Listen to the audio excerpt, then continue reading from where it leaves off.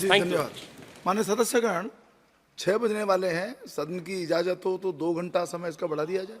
ठीक है श्री जी असदुद्दीन ओवैसी जी। मोहतरम चेयरमैन साहब, आपका बेहद शुक्रिया कि आपने मुझे सदर जमहूरिया के खुतबे पर बोलने का मौका दिया। सर, मैं हस्ब आदत और हस्ब रिवायत इसकी मुखालिफत में खड़ा हूँ और सदर जमहूरिया के खुतबे को अगर आप देखेंगे सर, तो उसमें पूरे खुतबे में लफ्ज़ मुसलमान तो छोड़िए, लफ्ज़ अक़लियत भी इस्तेमाल नहीं हुआ है। और मैं बड़ी ज़िम्मेदारी के साथ आपके सामने अर्ज़ कर रहा हूँ कि भारत में 14% मुसलमान जो आबादी के लिहाज से 17 करोड़ आते हैं, वो आज पिछले 10 साल में नरेंद्र मोदी की सरकार में अपने आप को एक गैर यकीनी कैफियत में पाते हैं। अपने सोचते हैं कि हमारी शनाख्त को ख़तरा है, हमारे वजूद को ख़तरा है। और मैं बड़ी ज़िम्मेदारी के साथ कह रहा हूँ कि जज्बात में लाए बगैर कह रहा हूँ कि आज 17 करोड़ मुसलमान अपने आप को ऐसा समझते हैं कि जिस ज़माने में हिटलर के ज़माने में यहूदी अपने आप को समझते थे। और उसकी मैं बताता हूँ क्यों समझते हैं, बताता हूँ आपको चंद मिनट में। सर, मिसाल के तौर पर आप देखिए, खुतबे सदारत के हिस्से तहरीर का 32वां पैराग्राफ 32 पैराग्राफ में ड्रॉप आउट रेट का जिक्र हुआ, स्कूलों में इंदराज यानी एनरोलमेंट का जिक्र हुआ, एससीज का नाम लिया गया, एसटीज का नाम लिया गया, ओबीसीज का नाम लिया गया, लफ्ज़ अक़लियत का नाम नहीं लिया गया, मुसलमान तो छोड़िए। और सबसे ज़्यादा ड्रॉप आउट इस मुल्क में अगर स्कूलों में है तो मुसलमानों में है। सबसे कम एनरोलमेंट अगर है तो मुसलमानों में हायर एजुकेशन में। गवर्नमेंट का डेटा है सर कि मुसलमानों का जो स्टूडेंट ड्रॉप आउट है वो 14.42 से क्लास 1 से शुरू होता और वो क्लास 6 और 8 को पहुंचे अब तक वो 10.76 को पहुंचता है। ये गवर्नमेंट का डेटा है, यानी क्लास 1 से क्लास 6 से 8 तक ये हाल है। आपने क्या किया सर इस बजट में? प्री मैट्रिक स्कॉलरशिप को सिर्फ 9th क्लास तक महदूद कर दिया और इसमें आपने पैसे कम कर दिए प्री मैट्रिक स्कॉलरशिप में। और सर 2022-23 का बजट आप देखिए, 5026 करोड़ रुपए दिए गए थे, जिसमें से सिर्फ 663 करोड़ इस्तेमाल हुए। अब आप आ जाइए सर, AISHE का डेटा है कि हायर एजुकेशन में मुसलमानों का 8.5 ड्रॉप आउट रेट हुआ है। 2020-21 में गवर्नमेंट का डेटा बता रहा है कि 1,80,000 मुसलमान हायर एजुकेशन में नहीं है। प्री मैट्रिक स्कॉलरशिप को आपने 423 करोड़ था, उसको आपने इस साल 326 कर दिया। मौलाना आज़ाद फेलोशिप को 45 करोड़ कर दिया। MCM जो 44 करोड़ था 33 करोड़ कर दिया। बताइए, जो सबसे ज़्यादा जिसका कम्युनिटी का ड्रॉप आउट रेट है और जो हायर एजुकेशन नहीं, उससे आप ये बर्ताव करते हैं।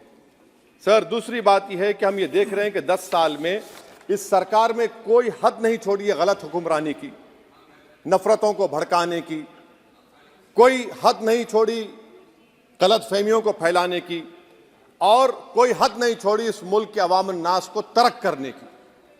इस 10 साल में हमने क्या देखा सर? जमहूरियत हमारे वतन अजीज की को बचाना बहुत ज़रूरी है। ये गरीबों के लिए और कमज़ोरों की एक बहुत बड़ी ताकत है। मगर 10 साल में 9.5 साल में क्या हुआ? सिर्फ एक शख्स को मजबूत कर दिया गया, एक मजहब को मजबूत कर दिया गया, एक आइडियोलॉजी, एक नज़रिए को मजबूत कर दिया गया, एक शनाख्त को सब शनाख्त के आगे दूसरी शनाख्तों को मिटाने की कोशिश की गई, एक ज़बान को मजबूत कर दिया गया। तो हमारी जमहूरियत तो खोखली हो चुकी है। और सर, कोई भी हुकूमत और पार्टी सिर्फ जबर और इस्तेसाल पर कायम नहीं रह सकती है सर। दूसरा पॉइंट सर जो मैं आपके सामने अर्ज करना चाह रहा हूं, CAA के कानून के ताल्लुक से मरकजी एक वजीर ने अखबार में बयान दिया कि हम 8 दिन में करने वाले हैं। आप 8 दिन में करेंगे, 8 दिन में एहतजाज शुरू होगा मुल्क के कोने कोने में। आप CAA को मजहब से खत्म कर दीजिए, मजहब से जोड़ेंगे तो आपका इरादा बुरा है। आप भारत की अक़लियतों को, भारत के मुसलमानों को, दलितों को आप परेशान करने का आपका इरादा है। सर, दूसरी बात यह है कि CAA के खिलाफ क्यों हम हैं? क्योंकि सीमांचल के मुसलमान को आप बांग्लादेशी कहते हैं। कोई मिनिस्टर मुझे कहता है कि घुसपैठी है, रोहिंग्या है। तो CAA को मजहब से जोड़ना गलत था, उसको निकालिए। मगर हमारे देश के प्रधानमंत्री सर, वतन अजीज के वजीर आजम, मैं बड़ी जिम्मेदारी के साथ कह रहा हूं कि मैं अपने बचपने में जब हिस्ट्री पढ़ता था तो मैंने एक स्टैचू की फोटो देखी थी, प्रीस्ट किंग ऑफ मोहनजोदारो।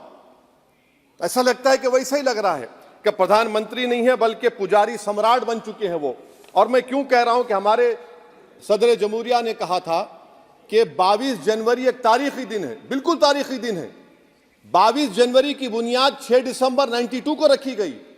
22 जनवरी की बुनियाद 86 में ताले खोलकर रखी गई। 22 जनवरी की बुनियाद GB पंत ने रखी थी, इसीलिए तारीखी दिन है। और तारीखी दिन इसलिए भी है कि सर, इसी ऐवान में 16 दिसंबर 1992 को हमने एक रेजोल्यूशन पास किया था। आप बताइए कि आज इस मुल्क में चाहे कोई सेकुलर पार्टी का हो या जो भी हो, वाले सब सेकुलर है, बुरा मैं हूं, किसी में हिम्मत नहीं है कि 6 दिसंबर की बात की जाए। और वो तारीखी दिन इसलिए भी है सर, इंसाफ करने वालों में एक NCLT के चेयरमैन, एक गवर्नर और एक नामजदशुदा रुकने पार्लियामेंट बैठे हुए थे। अब आप बताइए मेरे पास बचा क्या है? बचा यह है कि आर्टिकल 32 बचा है, जिसको बाबा साहब अम्बेडकर ने दिया। आज मुल्क के 17 करोड़ मुसलमान भारत के वजीर आजम पर एतमाद भरोसा नहीं करते, बिल्कुल नहीं करते, बता रहा हूं, खुल के कह रहा हूं। अगर आप आर्टिकल 32 का ड्यू प्रोसेस ही खत्म कर देंगे तो फिर मेरे पास क्या बचेगा सर?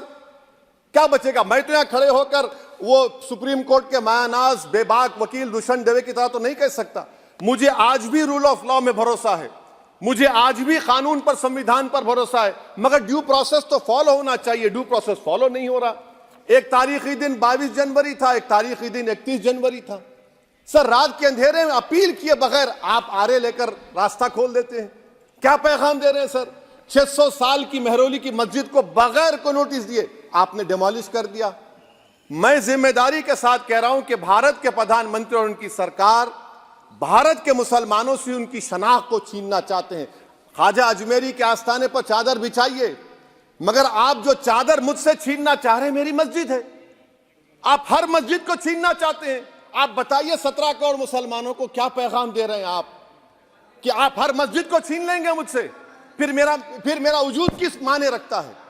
मेरा शनाख्त क्या माने रखता है? रूल ऑफ लॉ क्या माने? अच्छा, 1991 के प्लेसेस ऑफ वर्शिप एक्ट पर क्यों नहीं बोलते आप लोग? आप उस पर कायम है नहीं है।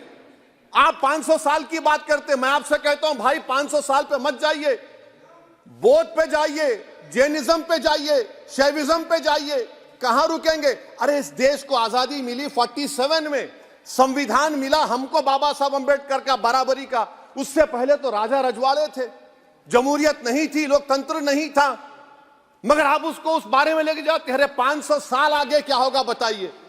आप किसी एक सिविलाइजेशन, सर अंग्रेजी में किसी ने कहा था, civilisation can not be rewritten by hatred, history can not be corrected by demolition. आप ये नहीं कर सकते। और मैं उम्मीद करता हूं कि जब मौर्रिख तारीख लिखेगा, नरेंद्र मोदी इस मुल्क में तारीख लिखना चाहते हैं। क्या तारीख लिखना चाहते हैं? कि मैंने इस देश को, गांधी अंबेडकर के देश को मैंने हिंदू राष्ट्र बना दिया। मैं उम्मीद करता हूं कि हमारे भारत के, हमारे हिंदू भाई देश के प्रधानमंत्री की सोच को नाकाम करेंगे। उन पर है, अब देखते हैं क्या होता है।